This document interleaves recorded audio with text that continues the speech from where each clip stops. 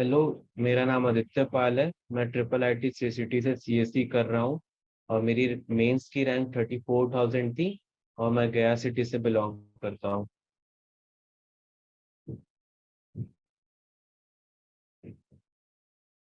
तो आज हम लोग पढ़ने जा रहे हैं, एक्चुअली सॉल्व करने जा रहे हैं एक्सरसाइज 13.2, जो कि प्रोबेबिलिटी का है। और इस एक्सरसाइज में हम मोस्टली सारे क्वेश्चंस को हम लोग देखेंगे और लाइन बाय लाइन सॉल्व कर रहे हैं यहाँ पे। एक्चुअली मैंने इधर प्रिपरेशन पहले से करके रखी हुई है, मैंने सारे क्वेश्चन पहले से सॉल्व कर दिए। मैं लाइन बाय लाइन एक्सप्लेन करते जाऊंगा। तो फर्स्ट क्वेश्चन में हमें पूछा जा रहा है कि अगर हमें पीए की प्रोबेबिलिटी दी गई है 3/5 और पीबी की प्रोबेबिलिटी 1/5 है, तो हमें पूछा जा रहा है पी ए इंटरसेक्शन बी, जहाँ दिया हुआ है ए और बी इंडिपेंडेंट है। तो हमने पहले प्रॉपर्टी पढ़ी हुई है कि जब ए और बी इंडिपेंडेंट हो तो पी ए इंटरसेक्शन बी की value P A into P B होती है। तो ये हम डायरेक्टली इवेल्युएट कर सकते हैं यहाँ पे। अब हम सेकंड क्वेश्चन की ओर बढ़ेंगे। यहाँ पे दिया हुआ है कि two cards are drawn at random and without replacement from a pack of 52 playing cards. Find the probability that both the cards are black. तो जैसा कि हम जानते हैं कि क्योंकि इस एक्सरसाइज में कार्ड्स के क्वेश्चन आ रहे हैं, मैं एक इंफॉर्मेशन पहले देना चाहता हूँ कि जैसे कार्ड्स होती है, हमारे पास 52 कार्ड्स होते हैं। 52 कार्ड्स में 26 ब्लैक और 26 रेड होते हैं। 26 ब्लैक और 26 रेड। उस 26 ब्लैक और रेड में हमारे पास चार होते हैं। चार में चार वेराइटीज होते हैं, क्लब्स होते हैं। जैसे पहला होता है स्पेड, स्पेड होते हैं, क्लब्स होते हैं, डायमंड्स होते हैं, और एक और होता है लव बिस्कुट। तो ये चार कैटेगरी होते हैं। और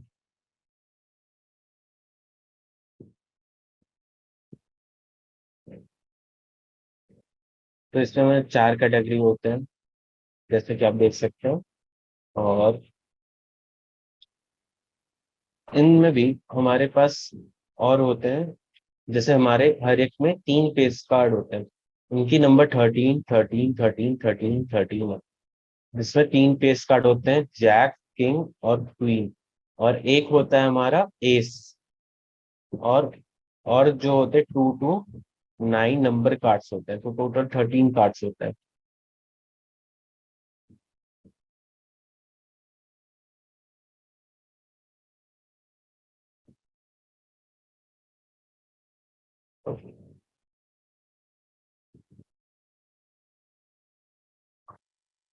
नाउ हम लोग इस क्वेश्चन को प्रोसीड करते हैं। जैसे कि आप देख सकते हैं, हमें यहाँ पे दिया हुआ है 52 कार्ड्स दिए हुए हैं, और उसमें से two card drawn without replacement. यहाँ पे हम लोग कार्ड निकाल रहे हैं तो उसको रिप्लेस नहीं करते हैं। और हमें पूछा गया है प्रोबेबिलिटी निकालो both both cards are black. तो हम लोग पहला का देखेंगे कि फर्स्ट कार्ड ब्लैक निकालने की प्रोबेबिलिटी क्या होगी। तो उसकी प्रोबेबिलिटी इजी है, 26/52, क्योंकि 26 ब्लैक कार्ड्स होते हैं, 26 रेड कार्ड्स होते हैं।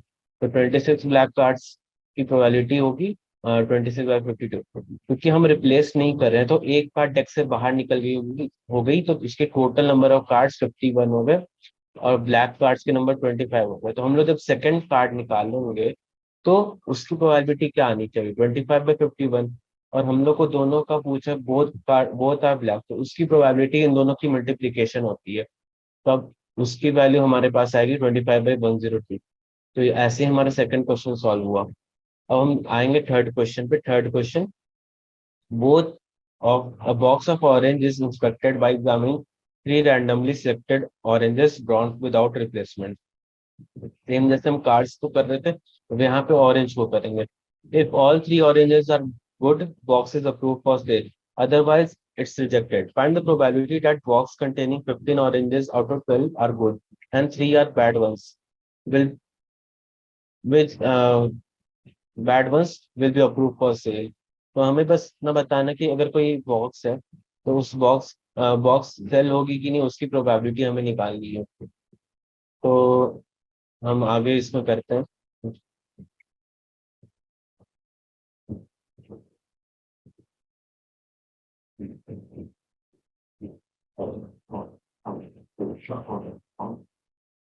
तो हम यहाँ पे सॉल्व करते हैं। हमारे पास दिया हुआ है number of oranges in the box. Total number of oranges 15 है, जिसमें से गुड ऑरेंज के नंबर 12 है और बैड ऑरेंज के नंबर 3 है। तो कंडीशन है, अगर 3 randomly selected oranges are drawn, तो वो बॉक्स पास कर जाएगा। ठीक है, सेल के लिए पास कर जाएगा। तो हम वो निकालने के लिए क्या कर सकते हैं, हम देखेंगे कि पहली ऑरेंज जो हम निकाल रहे हैं वो अच्छी निकले, फिर दूसरी ऑरेंज निकाल रहे हैं वो अच्छी निकले, और तीसरी ऑरेंज निकाल रहे हैं वो अच्छी निकली। तो मान लो हम पहली ऑरेंज निकालते तो टोटल नंबर ऑफ ऑरेंजेस यहाँ पे 12 है गुड, यहाँ पे 11 होंगे। द सेकंड टाइम निकालेंगे तो एक निकल गई होगी, तो दूसरे बार 11 होगी और 10 होगी। और वही हमारी टोटल नंबर ऑफ ऑरेंजेस कितने होंगे, हमारे टोटल नंबर ऑफ ऑरेंजेस यहाँ 15 है, यहाँ पे एक कम हो जाएगा 14 हो जाएगा, यहाँ पे 13 हो जाएगा। तो वैसे ही करके तीनों की मल्टीप्लीकेशन करेंगे तो हमें एग्जैक्ट नंबर ऑफ, तो हमें पता चलेगा कि प्रोबेबिलिटी की बॉक्स सेल हो पाएगी कि नहीं।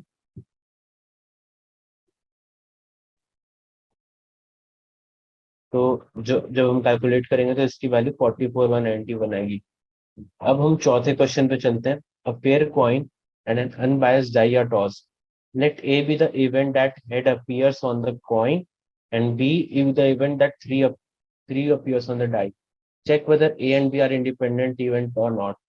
तो हमारे पास क्या कंडीशन है इंडिपेंडेंट इवेंट चेक करने की, कि अगर हमारी ए की प्रोबेबिलिटी और बी की प्रोबेबिलिटी का इंटरसेक्शन देखें, और उसका उसका वैल्यू अगर इस पी ए की प्रोबेबिलिटी और बी की प्रोबेबिलिटी के मल्टीप्लिकेशन के बराबर हो, तभी तो वो हमारी इंडिपेंडेंट इवेंट होती है। तो पहले हम इस क्वेश्चन को सॉल्व करने के लिए यहाँ पे सैंपल स्पेस बनाते हैं कि क्या क्या प्रोबेबिलिटी बन सकती है। तो हमारी सैंपल स्पेस में हम देखते हैं कि हेड वन से लेके हेड सिक्स तक प्रोबेबिलिटी हो सकती है कि हेड में आए, और टेल वन से टेल सिक्स तक आ सकती है। तो हमें पहली बार में पूछा जा रहा है कि head appears on the coin.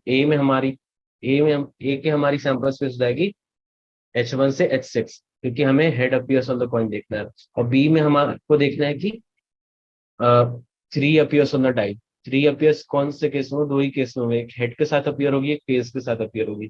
तो हम जब प्रोबेबिलिटी ए की निकालेंगे और जब प्रोबेबिलिटी बी की निकालेंगे, तो हम देखेंगे कि ए की प्रोबेबिलिटी हाफ आ रही है और बी की प्रोबेबिलिटी 1/6 आ रही है।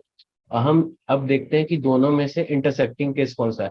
तो बस एक H/3 की केस ही होगी जहाँ पे दोनों इंटरसेक्ट करेंगे। तो हमारी ए इंटरसेक्शन बी की केस में बस एक ही केस आ रहा है पूरे 12 केस में, जो कि जो कि वैलिड है ए इंटरसेक्शन बी के केस में।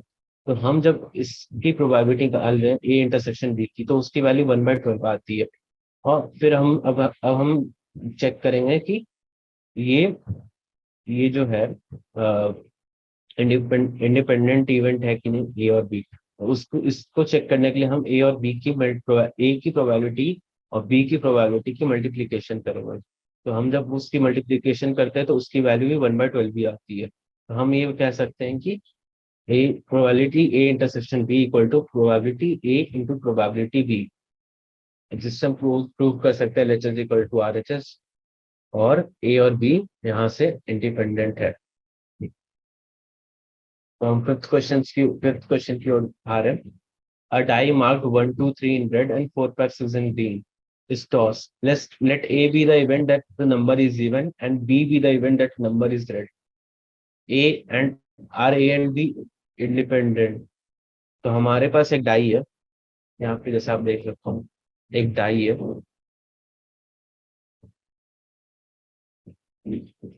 इस सामने के मान लो ये फर्स्ट क्वेश्चन 1, 2, 3, तो ये इसकी कलर रेड है। ठीक है, और ये इसके बैक को बना रहे हैं, तो ये बैक है। और इसमें 4, 5, 6, इसकी कलर ग्रीन है, ये रेड है।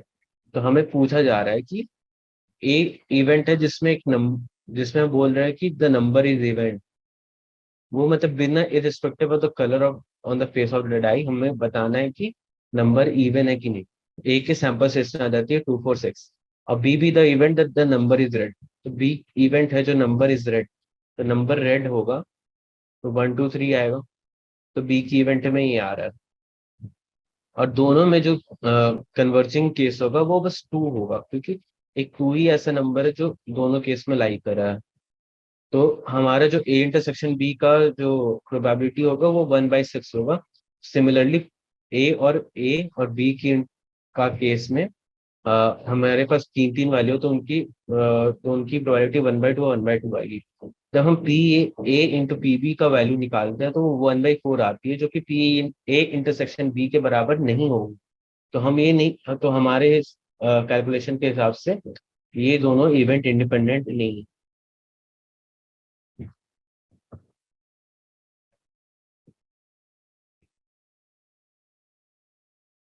तो क्वेश्चन 6 में हम आते हैं। क्वेश्चन 6 में क्या बोल रहा है? Let E and F be the event with probability E equal to 3/5 and probability F equal to 3/10। हमें टी ई इंटरसेक्शन एफ की प्रोबेबिलिटी दी हुई है, वो है 1/4। Are E and F independent, तो हमें सिंपली चेक करना है कि जो ई और एफ की मल्टीप्लीकेशन की वैल्यू है वो पी ई एंड एफ की इंटरसेक्शन की वैल्यू के बराबर नहीं है यहाँ पे। ये एक सिंपल कैलकुलेशन वाले क्वेश्चन है, तो इसमें हमें बस कैलकुलेट करके निकालना था, और इसमें अभी ई and F are not independent prove करना है, बस सिंपल सी है। सेवेंथ क्वेश्चन में हम आते हैं। Given that the event A and B are such that P A की वैल्यू हाफ है और पी ए यूनियन बी की वैल्यू 3/5 है एंड पी बी की वैल्यू टी है। Find P if they are mutually exclusive. Second, if they are independent. तो first case में हमने देखना है म्यूचुअली एक्सक्लूसिव। म्यूचुअली एक्सक्लूसिव का सिंपल सा मतलब है कि ये दो इवेंट है, दोनों के बीच में कुछ कॉमन नहीं है, उनके बीच में कुछ कॉमन नहीं है। तो यही है म्यूचुअली एक्सक्लूसिव का मतलब, डेफिनेशन आप जैसे जान सकते हो, they have nothing in common. तो अब हम इस क्वेश्चन में आगे बढ़ते हैं। हाँ, तो म्यूचुअली एक्सक्लूसिव नहीं है, they have nothing in common, तो पी ए इंटरसेक्शन बी की वैल्यू हमारी 0 आएगी।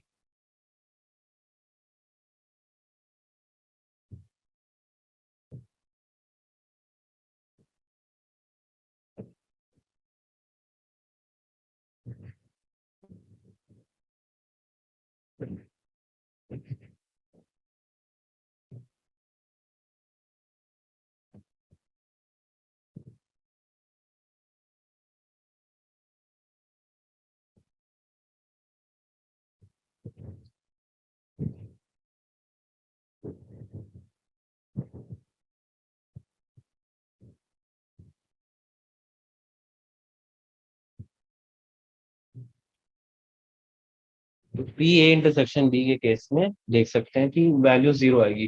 तो यहाँ से हम पी की value P A union B equal to P A plus P B minus P A intersection B वाले फॉर्मूले से निकाल सकते हैं। तो यहाँ पे हम जब पी की सारी वैल्यूज पुट करके देख रहे हैं तो पी की वैल्यू हमारी 1/10 आ रही है।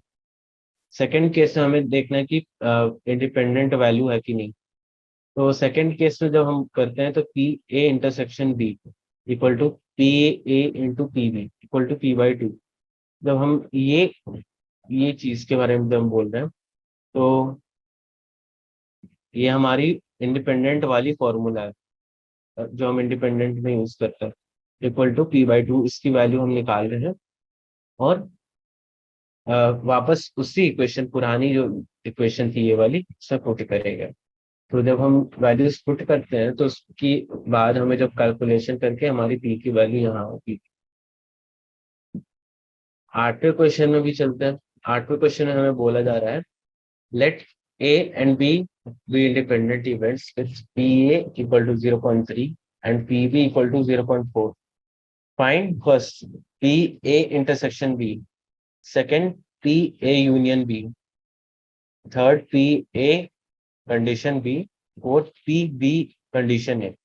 हमें यहाँ पे वैल्यूज क्या गिवन है? पी ए की वैल्यू गिवन है, पी बी की वैल्यू गिवन है, और ये बोला जा रहा है इंडिपेंडेंट इवेंट है।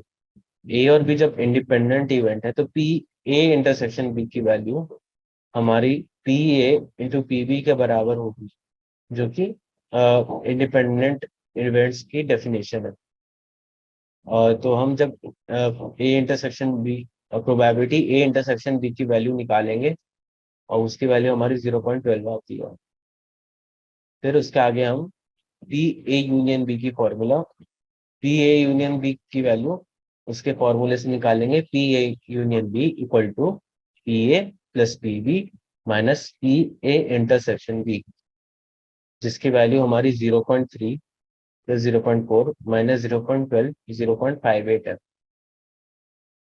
थर्डली हमें निकालनी है पी ए कंडीशन बी। तो हमने लास्ट एक्सरसाइज में एक कंडीशनल प्रोबेबिलिटी पढ़ी थी, तो उसको यूज करते हुए हम जब इसकी वैल्यू निकालेंगे तो उसकी वैल्यू आएगी P A condition B by P B, क्योंकि कंडीशनल प्रोबेबिलिटी की फॉर्मूला है। जो बी जो होता है वो नीचे आएगा, इसको आप ऐसे याद रख सकते हो, ये ए कंडीशन बी है, ए कंडीशनल बी है। तो अगर जैसे ए कंडीशनल बी होगा तो ये तो कॉमन है, तो दोनों में कॉमन रहेगा, और जो इस साइड रहेगा वो नीचे आ जाएगा। वही जो ये कॉमन रहेगा, ए इंटरसेक्शन बी की प्रोबेबिलिटी, और जो इस साइड रहेगा वो नीचे आ जाएगा। ठीक है।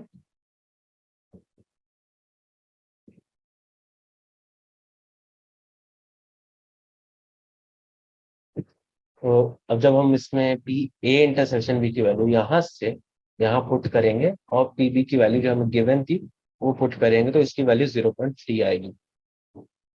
फोर्थ में पी बी कंडीशन ये है, वापस हम वही फॉर्मूला यूज करेंगे, P A intersection B by P of A, पूरी वैल्यू सारी पुट करेंगे और उसकी वैल्यू हमारी 0.4 आएगी। एथ क्वेश्चन में हमारा होगा। नाइन्थ क्वेश्चन में हम आता हूँ।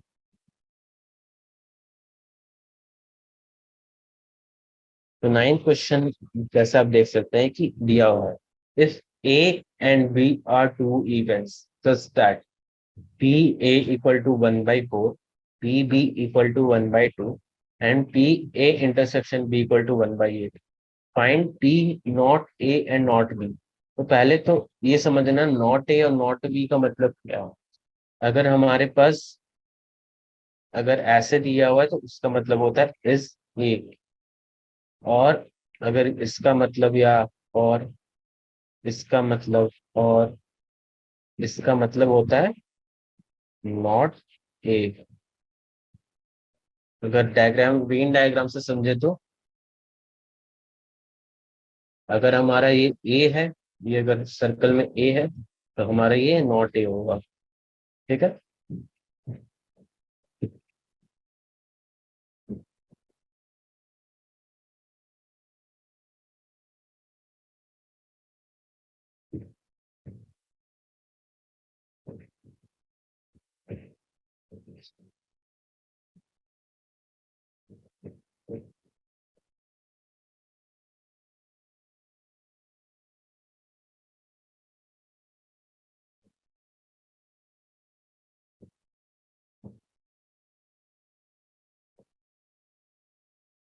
तो हमें जब बोला जा रहा है probability not A and not B, हम not A and not B, and में हम लोग इंटरसेक्शन यूज करेंगे एंड के लिए, और यूनियन यूज करेंगे और के लिए। एंड और मतलब दोनों, एंड मतलब दोनों में, दोनों जब साथ में हो, और होगा मतलब अकेले, कोई एक भी होगा तो ठीक है। तो फर्स्ट हमें क्या क्या दिया हुआ है, हमें दिया हुआ है probability of A equal to 1/4, probability of B दिया हुआ है 1/2 के बराबर, और probability of A intersection B दिया हुआ है 1/8 के बराबर। हमें देखना है find probability A intersection A, ये नहीं, probability A bar intersection B bar. We know that A bar intersection B bar equal to, इसको हम लोग बोलते हैं De Morgan's law, De Morgan's law, इसको हम डी मॉर्गन्स लॉ बोलते हैं।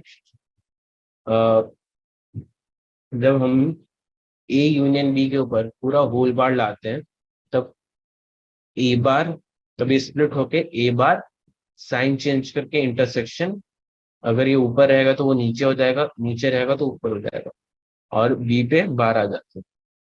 तो हम इसको रिवर्स फॉर्म में भी लिख सकते हैं, तो हम रिवर्स फॉर्म में लिखेंगे तो ये चीज आएगी।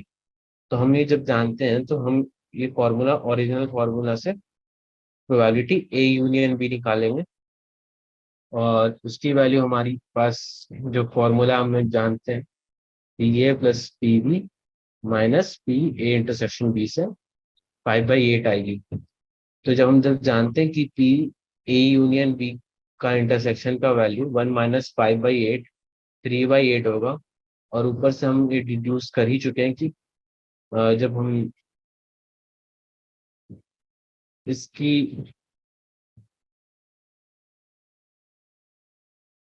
ए यूनियन बी की वैल्यू हमारी और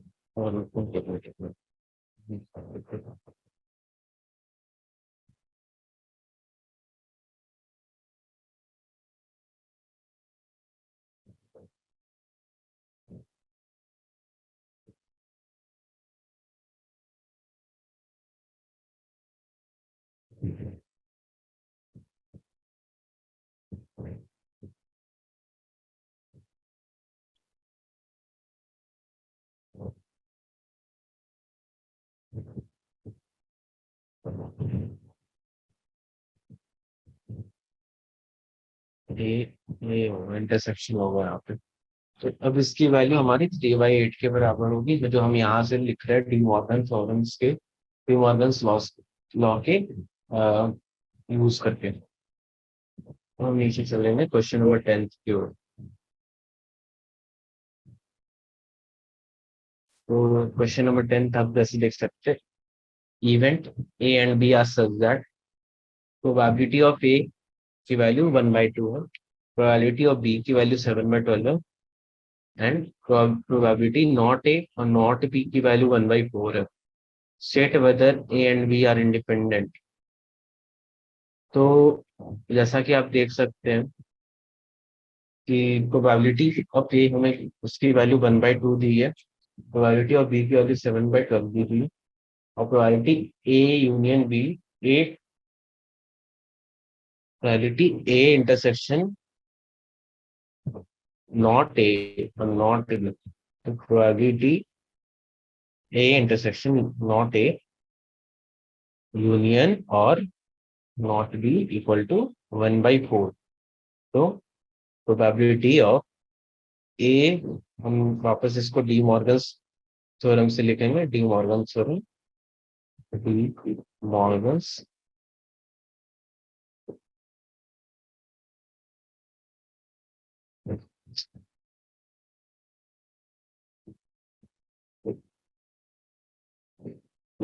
डी मॉर्गन्स थ्योरम से लिखेंगे probability of A intersection B, वापस इसको रिवर्स लिख के इसको यूज करके 1/4। और जब हम जानते हैं कि हमने ये हमें पता है कि of A bar equal to 1 - इसका यूज करके हम ये लिखेंगे probability of A intersection B equal to 1 - 1/4 equal to 3/4। अब हमारी प्रोबेबिलिटी ए इंटरसेक्शन बी की वैल्यू आ गई। अब हम चेक करेंगे प्रोबेबिलिटी ए इंटू बी की value. Probability A into B की वैल्यू 1/27/12 7/24 आ रही है, ठीक है, और 3/4 हमारी ए इंटरसेक्शन बी की वैल्यू है। तो दोनों वैल्यू तो बराबर नहीं है, तो हम बोल सकते हैं कि अपनी ए और बी वाली इवेंट्स इंडिपेंडेंट नहीं है। ठीक है, क्वेश्चन नंबर 11 में आते हैं।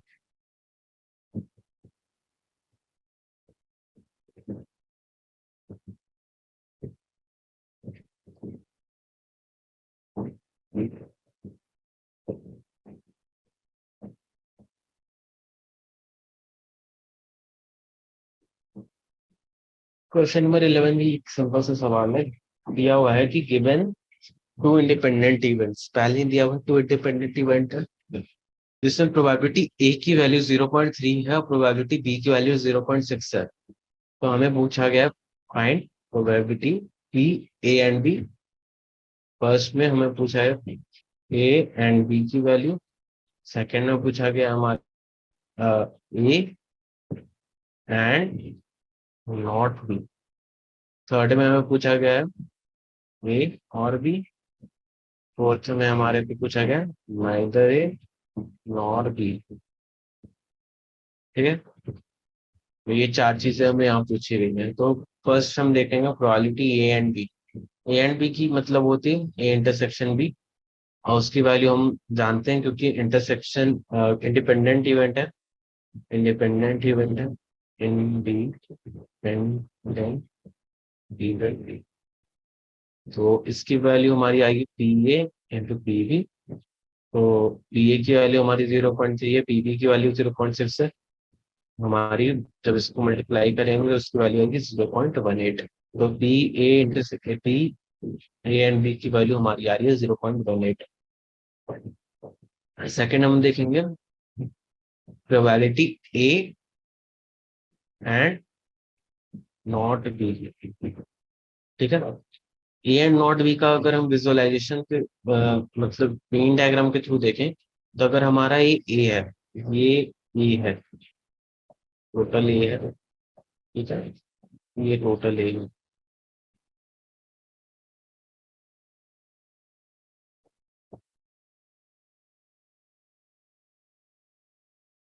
ठीक है, और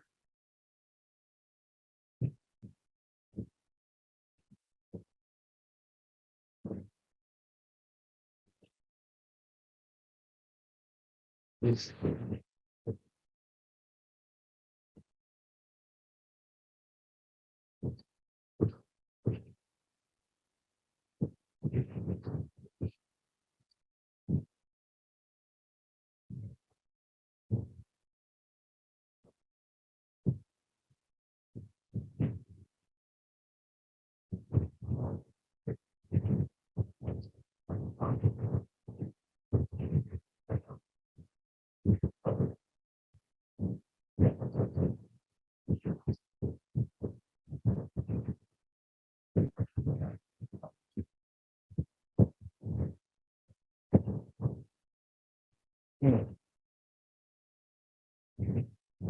बस हम देख सकते हैं, तो अगर हमारा ये ए है और ये भरा हुआ ए है,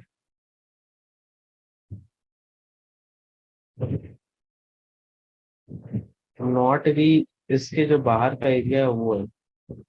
मतलब ये जो सर्कल है बी का, इसके बाहर का एरिया नॉट बी होगा। तो उस नॉट बी के साथ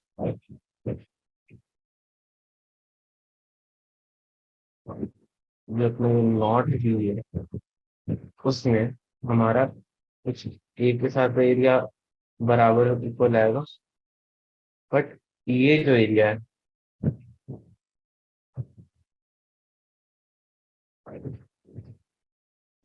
जो ये बीच का एरिया है, वो हमारा बराबर नहीं होगा।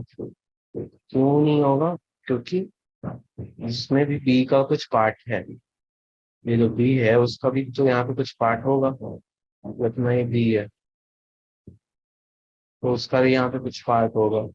तो हम पी ए और पी बी, पी ए से हम जब अगर ये बी वाला जो पार्ट है वो अगर हटा दें, तो हमारी वही B A and not B की इंटरसेक्शन की वैल्यू होगी, है कि नहीं?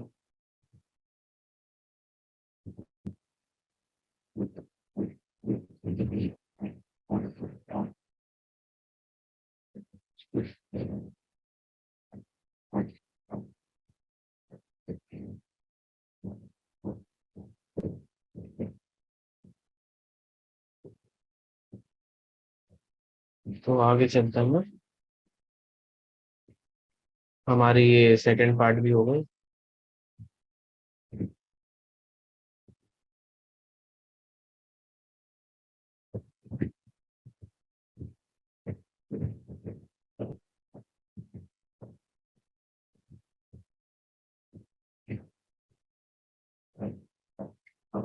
थर्ड पार्ट पे आते हैं, तो थर्ड पार्ट हमारी है पी ए यूनियन बी। तो पी यूनियन बी निकालने के लिए हमारे पास फॉर्मूला वही पुराना रहता है, P A plus P B minus P A intersection B. P A intersection B की वैल्यू हमारी फर्स्ट क्वेश्चन में आ चुकी है, और पी ए और पी बी की वैल्यू गिवन है। हम उस वैल्यू को एज ऑर्डर वाइज पुट करके आंसर निकाल सकते हैं, जो कि है 0.3 प्लस 0.6 माइनस 0.18 इक्वल टू 0.72। अब फोर्थ केस देखेंगे, P neither A nor B. इसको भी अगर वेन डायग्राम से हम विजुलाइज करें,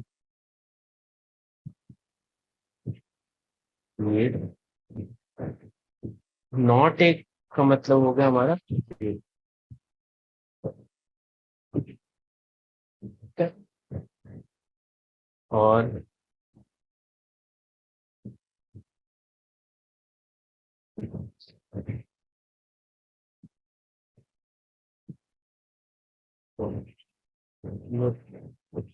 नॉट भी होगा, नॉट भी अपना ये पार्ट,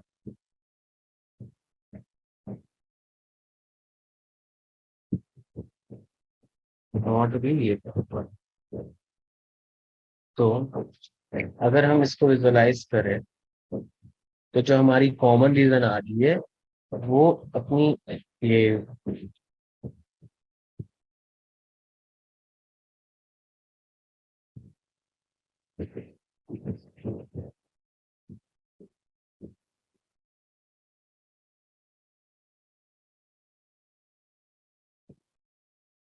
जो अपनी ए यूनियन बी वाली कॉमन रीजन है, ये वाली common region A union B, उसको एक्सक्लूड कर दें, तो वो जो एरिया जो बच्चा यूनियन के अलावा, उसको बोलते हैं, और उसको हम बोलेंगे probability of neither A nor and nor be.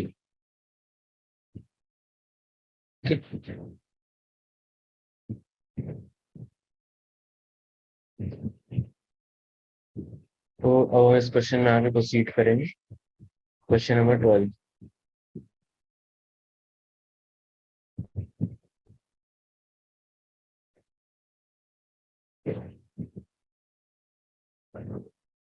तो क्वेश्चन नंबर 12 में हमें पूछ रहा है, dice is tossed thrice, find the probability of getting an odd number at least once.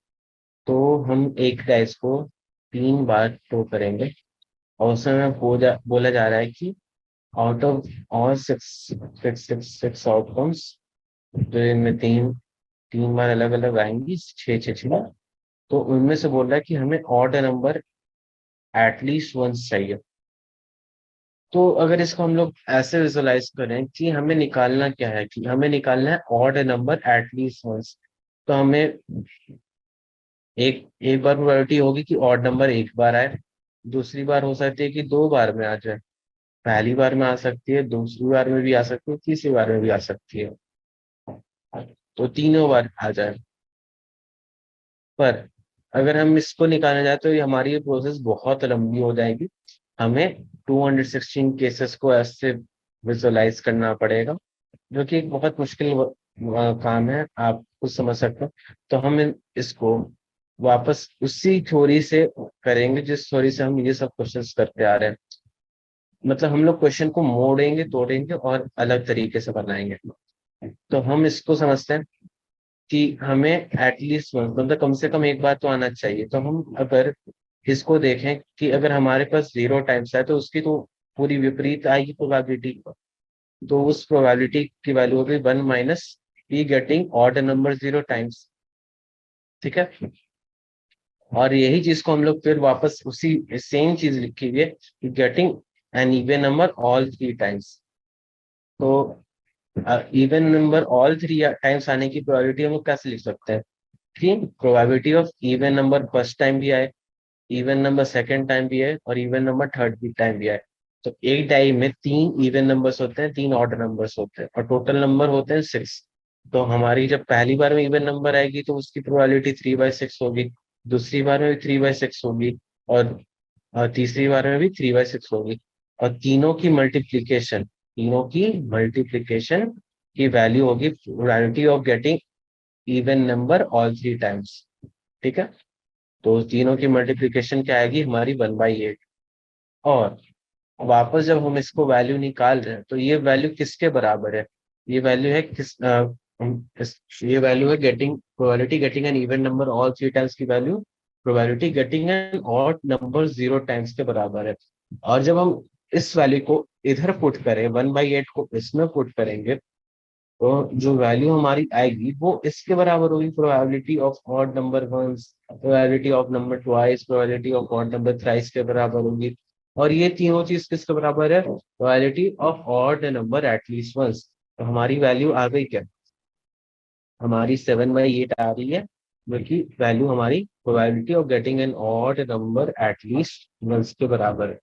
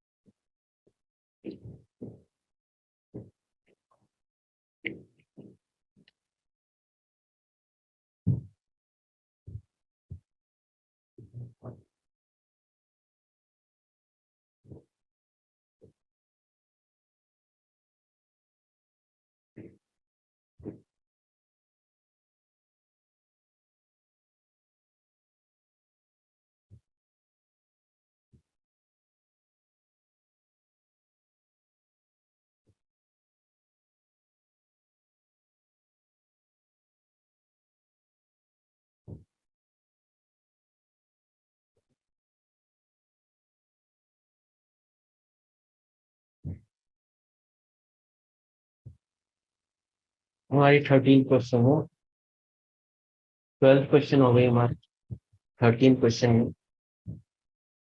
तो 12 हमारी हुई, हाँ, 13 क्वेश्चन में, 13th नंबर क्वेश्चन में, two balls are drawn at random with replacement from a box containing 10 black and 8 red balls.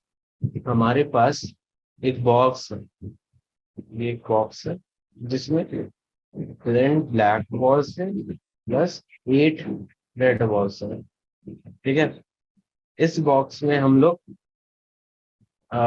Balls को निकाल रहे हैं विथ रिप्लेसमेंट। मतलब अगर हम, मान लो मैंने एक ब्लैक बॉल निकाला तो उसको वापस फिर रख दिए, निकाला और रख दिए, तो उसको बोलते हैं विथ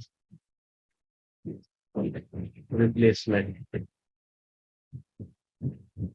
और अगर हमने मान लो कि एक ब्लैक बॉल मैंने निकाल लिया और खुद के पास मैंने रख ली, वापस रखा नहीं, तो उसको बोलते हैं, हम बोलेंगे विदाउट रिप्लेसमेंट। वैसे विथ रिप्लेसमेंट का एक एग्जांपल देखोगे कि मेट्रो स्टेशन में तुम्हारे से टिकट लेते हैं और उसको फिर वापस रख लेते हैं, तो उसको हम बोलते हैं विथ रिप्लेसमेंट। और अगर तुम्हारे को ऐसे फ्री में आइसक्रीम बांटे जाए एक डिब्बा से, तो तुम उसको तो वापस रखोगे नहीं, तो उसको हम लोग बोलेंगे विदाउट रिप्लेसमेंट। ठीक है, तो अब हम इस क्वेश्चन में आगे बढ़ेंगे, समझेंगे क्या हो रहा है। तो हमारे पास नंबर ऑफ ब्लैक बॉल्स 10 है, नंबर ऑफ रेड बॉल्स 8 है, और टोटल नंबर ऑफ बॉल्स 18 है, क्योंकि 10 + 8 = 18 दिया नहीं रहता, निकालना पड़ता है। फर्स्ट तो हमें फर्स्ट प्रोबेबिलिटी पूछा रहा, बोथ बॉल्स आर रेड। तो जब हम देखेंगे बोथ बॉल्स आर रेड, तो उसमें क्या होगा, 8 बॉल रेड थी ना, और तो उसकी प्रोबेबिलिटी क्या है, 8/18। और सेकेंड टाइम भी जब निकालो तो प्रोबेबिलिटी 8/18 इस क्यों आ रही है आपको पता है? क्योंकि यहाँ पे हम लोग कर रहे हैं विथ रिप्लेसमेंट, तो काउंटिंग टर्म नहीं होगी। 8 के 8 रेड बॉल रहेगी और 18 टोटल बॉल्स रहेंगी। ठीक है, तो हमारी इसमें प्रोबेबिलिटी 4/9 इंटू 4/9 16/81 होगी।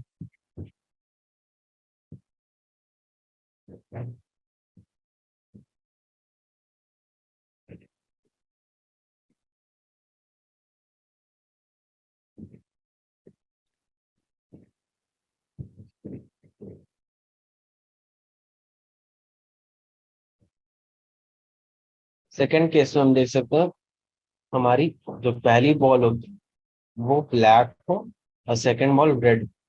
हमारे पास ब्लैक बॉल कितनी थी, 10। ठीक है, और रेड बॉल्स हमारे पास है 8। तो जब हम पहली बार प्रोबेबिलिटी ब्लैक बॉल्स की देखेंगे तो 10/18 होगी। और जब सेकेंड टाइम हम रेड बॉल निकालेंगे तो उसकी प्रोबेबिलिटी 8/18 होगी। वापस 18 क्यों? क्योंकि यहाँ पे रिप्लेसमेंट हो नहीं रहा, तो number of balls exact replacement हो रहा है, इससे number of the balls exactly same रहेंगी पहले जैसी। तो जब हम इसकी वैल्यू निकालेंगे तो आएगी 20/81। ठीक है। अब थर्ड केस में चलते हैं। 21 ball is black and other is red. ठीक है। तो इधर ये केस अच्छा है कि 1 ball is black and other is red. तो मोस्टली बच्चे इस क्वेश्चन में कंफ्यूज हो जाएंगे कि 1 ball is black and other is red. तो इसकी प्रोबेबिलिटी हमारे पास आ जाएगी 10/18 इंटू 8/18 बस 20/21।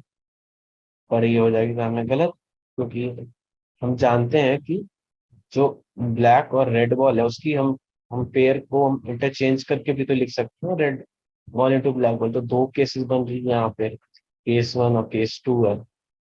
ठीक है। जब दो केसेस बनी तो प्रोबेबिलिटी प्रोबेबिलिटी यहाँ पे डबल हो जाएगी ना कि 1 ball is black other is red. दोगुनी प्रोबेबिलिटी होगी पहले से। ठीक है। 2x probability.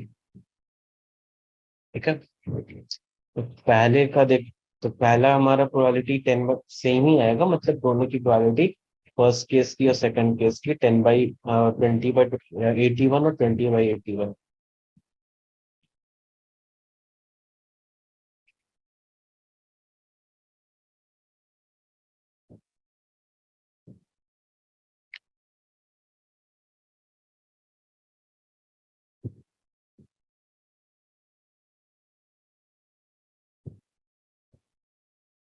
तो अब हम नेक्स्ट क्वेश्चन पे प्रोसीड कर रहे हैं, 14th क्वेश्चन ना। Probability of solving specific problem independently by A and B are 1/2 and 1/3। तो हम यहाँ पे देख सकते हैं कि इंडिपेंडेंट पहले ही दिया हुआ है, तो दोनों अलग अलग काम कर रहे हैं, ए और बी। ए मान लो ए एक बंदा है और बी एक बंदा है, दोनों की problem solving probability of problem solving की कैपेसिटी दी हुई है 1/2 है, एक की 1/3 है।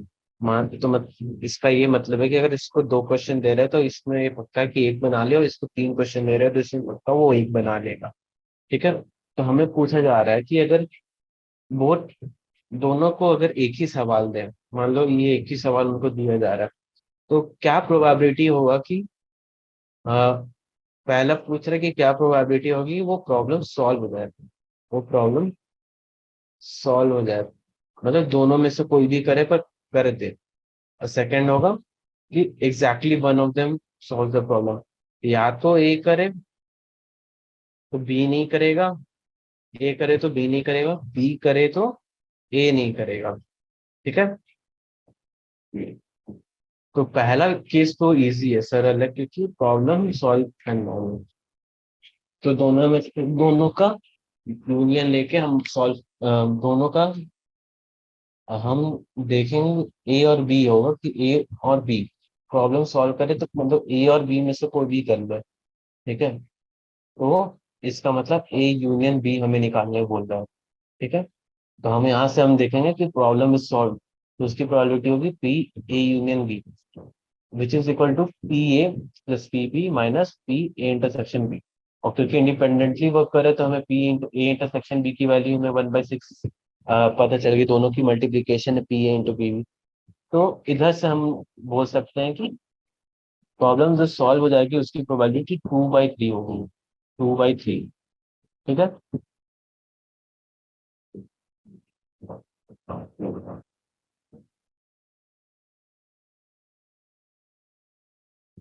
नो, सेकंड केस में देखो, सेकंड केस में जैसे मैंने बताया था, exactly one of them the solve the problem.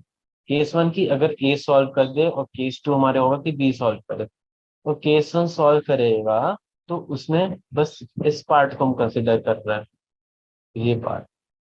ठीक है। ये इंटरसेक्शन वाला पार्ट हम कंसिडर नहीं करेंगे, ये इतना पार्ट हम कंसिडर कर लेंगे बस। ठीक है। और इस केस में हम बस ये पार्ट कंसिडर करेंगे।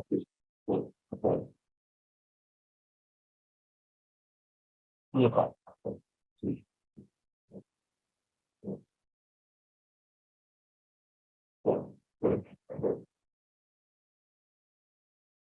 है। तो केस में अगर तुम देखो तो ये सॉल्व कर, तो ये इसको हम क्या लिख सकते, कैसे लिख सकते हैं? एक स्मार्ट बच्चे की तरह अगर हम लोग लिखने की कोशिश करें तो हम इसको ऐसे लिख सकते हैं कि अगर ये पी ए का पूरा पार्ट है तो माइनस बी ए इंटरसेक्शन वाला बी पार्ट हटा दो तो बस इतना सा बचेगा। स्मार्ट बच्चे की तरह हमने ये लिख लिया। और सेकंड में देखोगे तो वही चीज है। अगर हम पी बी का लिखने जाए तो वो हो जाएगी क्या? पी बी में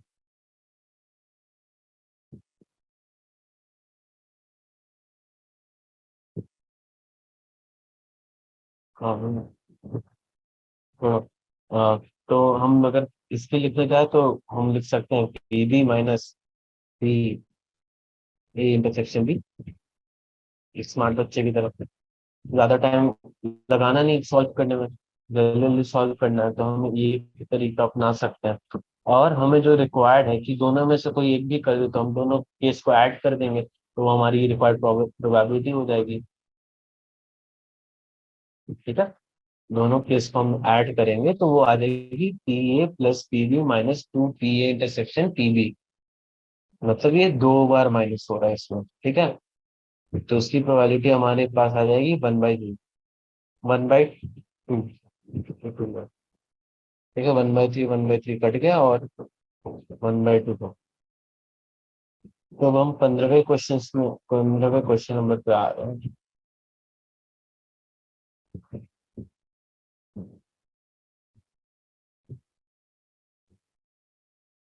तो हम 15 नंबर क्वेश्चन पे आ रहे हैं।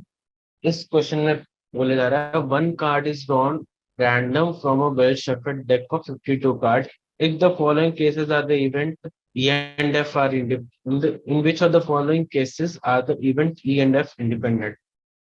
पूछा रहा है कि ई और एफ जो केसेस दिए हुए हैं उनमें से देख बताना ई और एफ इंडिपेंडेंट है कि नहीं।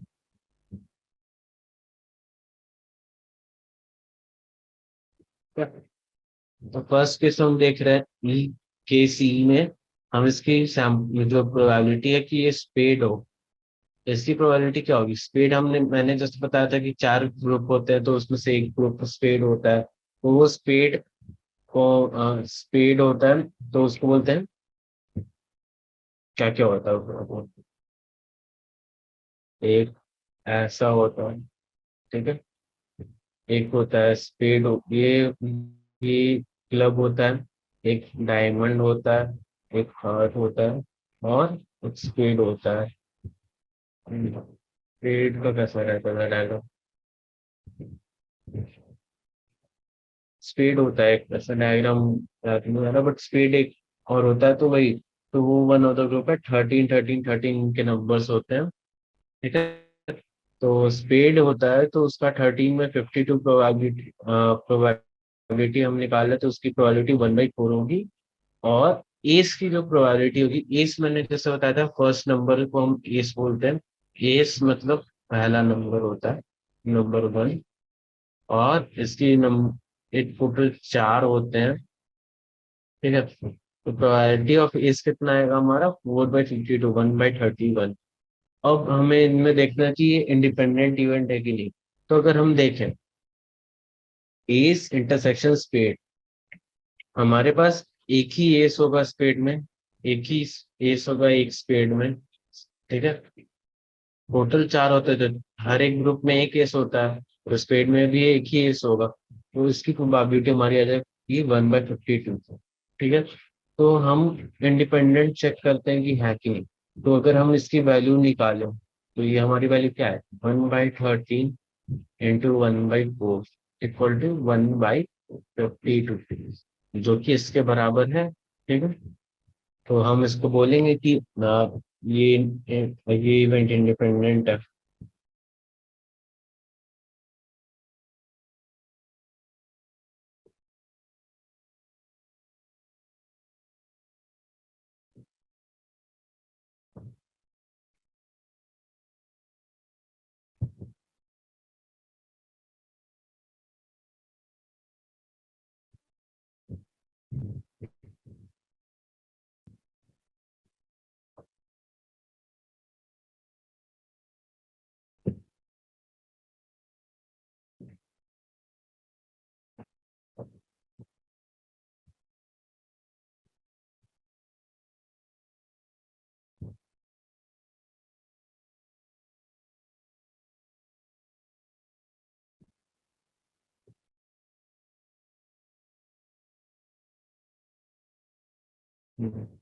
सेकेंडली हमारे पास था कि ई की इवेंट अगर देखें तो प्रोबेबिलिटी ऑफ ब्लैक्स। तो हमारे पास जैसे मैंने बताया था कि रेड कार्ड 26 होते हैं और ब्लैक कार्ड 26 होती है, ठीक है।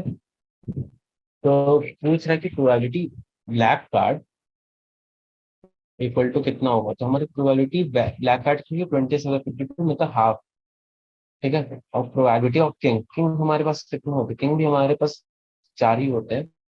अ, हर एक ग्रुप में एक किंग होगा, ठीक है। तो किंग हमारे पास पूछ रही कितना है, तो 4/52 1/30 का। अब पूछ रहा है कि ब्लैक भी हो और किंग भी हो, ब्लैक भी हो और किंग भी हो। तो हर एक ग्रुप में अगर एक ब्लैक हो एक किंग होता है, और हमारे पास अभी दो ग्रुप होंगे क्योंकि ब्लैक में 26 कार्ड्स हैं, तो हमारे पास दो किंग होंगे। तो 2/52 हमारी इसकी प्रोबेबिलिटी आएगी, जो कि इसकी वाली 1/26 के बराबर होगी। अब चेक करते हैं कि ये इंडिपेंडेंट इवेंट है कि नहीं। तो हम अगर इसको देखें तो 1/2 × 1/13, जब हम इसकी वैल्यू कैलकुलेट करेंगे तो वो आएगी 1/26, जो कि इस वैल्यू के बराबर है। तो ये वाली केस में भी ये इंडिपेंडेंट इवेंट्स होंगे, ई और एफ। तो अब हम नेक्स्ट में चलते हैं। जैसा कि आप देख सकते हैं कि ये लिखा हुआ है कि प्रोबेबिलिटी ऑफ किंग किंग और क्वीन, किंग और क्वीन, तो उसकी प्रोबेबिलिटी हमारे पास क्या आएगी, किंग और क्वीन। तो हर एक पूरे 52 के डेक कार्ड्स में, 52 डेक कार्ड में चार किंग और चार क्वीन होती है। तो टोटल नंबर कितने हुए इनके, एक है। तो हमारे पास इसकी प्रोबेबिलिटी आएगी 8/52 मतलब 2/13, ठीक है। और यहाँ पे एफ की देखें तो प्रोबेबिलिटी क्वीन और जैक, जैक भी हमारे पास होता है, तो same like number of king and number of queen, queen भी हमारे पास चार है, जैक भी चार है। तो इसकी प्रोबेबिलिटी क्या आएगी, इसकी टोटल नंबर होगी 8। तो इसकी प्रोबेबिलिटी भाई हमारे पास 2/13 आ रही है। अब एक second।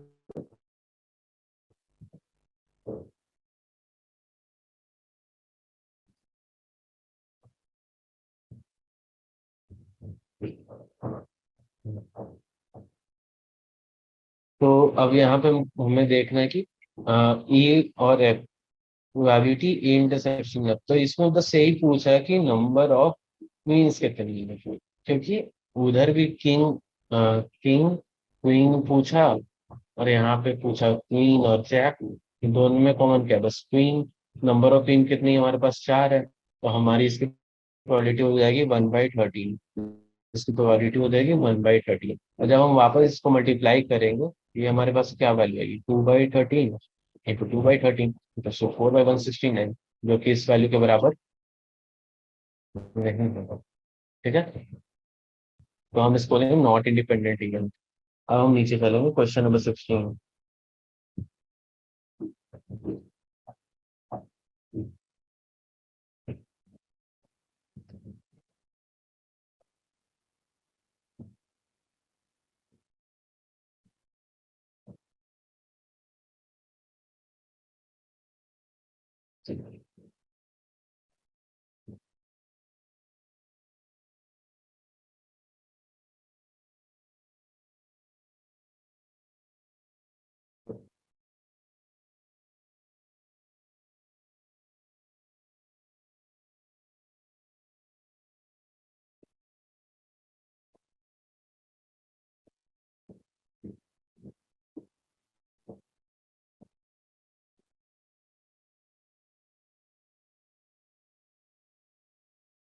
तो क्वेश्चन नंबर 16 पे आ गए। इसमें बोल रहा है कि ना hostel 60% of student read Hindi newspaper.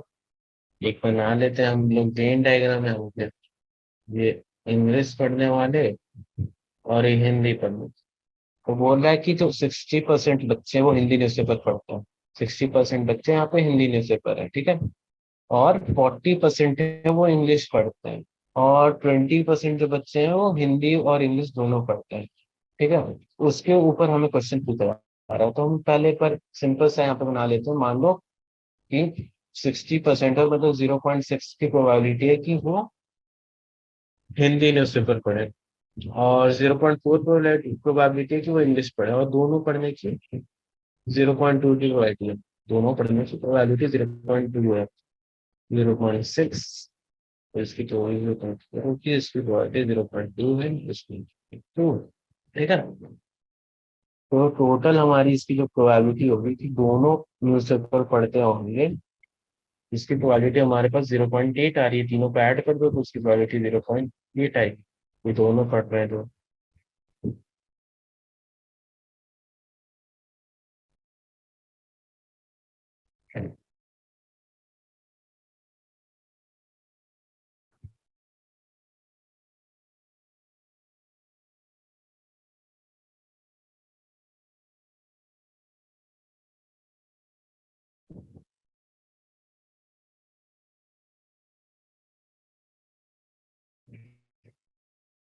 First question में पूछ रहा है कि इधर हिंदी और इंग्लिश, या तो दोनों नहीं पढ़े, मतलब ना ना ना हिंदी पढ़ रहे होंगे ना इंग्लिश पढ़ रहे होंगे। उसकी प्रोबेबिलिटी हमारे पास आएगी 1 माइनस जो टोटल, जो मतलब हिंदी इंग्लिश दोनों पढ़ रहे हैं उसके बराबर आ जाएगी। 1 - 0.8, उसकी वैल्यू 0.2 है। सेकेंडली पूछ रहा है कि इंग्लिश पढ़ते हैं, अगर कोई बच्चा जो हिंदी पढ़ रहा होगा, जो बच्चा हिंदी पढ़ रहा है, उसका क्या प्रोबेबिलिटी की वो, कंडीशनल प्रोबेबिलिटी की वो इंग्लिश भी पढ़े। ठीक है, हमें यहाँ पे कंडीशनल प्रोबेबिलिटी निकालनी है, तो प्रोबेबिलिटी हमारे पास क्या होगी, E/H की, ये कॉमन होती है और H नीचे आएगी, तो उसकी प्रोबेबिलिटी हमारे पास 1/3 होगी। सिमिलरली हमारे पास बोला जा रहा है कि जो बच्चा इंग्लिश न्यूज़पेपर पढ़ रहा होगा, जो बच्चा इंग्लिश न्यूज़पेपर पढ़ रहा होगा, उसकी क्या कंडीशनल प्रोबेबिलिटी होगी कि वो हिंदी न्यूज़पेपर पढ़े। तो उसकी प्रोबेबिलिटी हम देखेंगे यहाँ को आएगी, जो हमारे पास ये वैल्यू यहाँ पे भी है, probability Hindi intersection English by probability of English newspaper, क्योंकि हमारे पास वैल्यू हाफ आएगी जब हम वैल्यू पुट करेंगे। ठीक है, अब क्वेश्चन नंबर 16 हो गया, और 17 और 18 क्वेश्चन आपके पास। वेट, थोड़ा सा आज प्रॉब्लम हो रहा है सिस्टम में।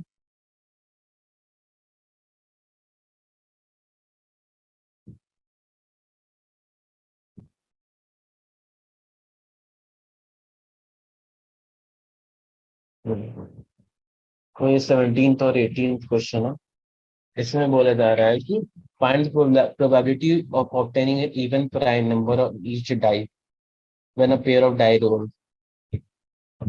तो the probability of finding an even number on each die, तो मतलब एक ही इवन प्राइम नंबर होता है जो कि हमारे पास 2 है, और उस हमें बोल रहा है कि दोनों डाई में एक ही पेयर है, 2 और 2। तो वैसा तो बस एक ही केस होगा, मतलब टोटल 36 नंबर केस होते हैं, बट उसमें बस एक ही केस होगा कि ऐसा हो। तो हमारी इसमें प्रोबेबिलिटी आ जाएगी 1/36, जो कि एक सिंपल सी क्वेश्चन। ठीक, अब हम 18 क्वेश्चन में चलेंगे। ये थोड़ी सी ट्रिकी क्वेश्चन है। टू इवेंट्स है, A and B is independent, will be independent if A and B are mutually exclusive. तो ये नहीं हुआ, क्योंकि इंडिपेंडेंट होने का है मतलब ये नहीं होता कि ए इंटरसेक्शन बी में म्यूचुअली एक्सक्लूसिव, मतलब वो दोनों एक ही है। और ये P A equal to P भी नहीं होगी, P A plus P B equal to 1, ये भी नहीं होगा, क्योंकि ये क्योंकि P A P A intersection B की वैल्यू कुछ होती है, इसलिए ये नहीं होगा। तो हमारे पास ऐसे देखने से सॉल्व करने के बाद हमारे पास बी ऑप्शन आएगा, जो हमारी इनिशियल कंडीशन है, उसमें हम लोग बस मॉड्स, जैसे हमारे पास ए है और बी है, तो उनमें हम बस मॉड ए और मॉड बी से रिप्लेस करके जब देखेंगे तो हमारे पास यही ऊपर वाली कंडीशन आएगी।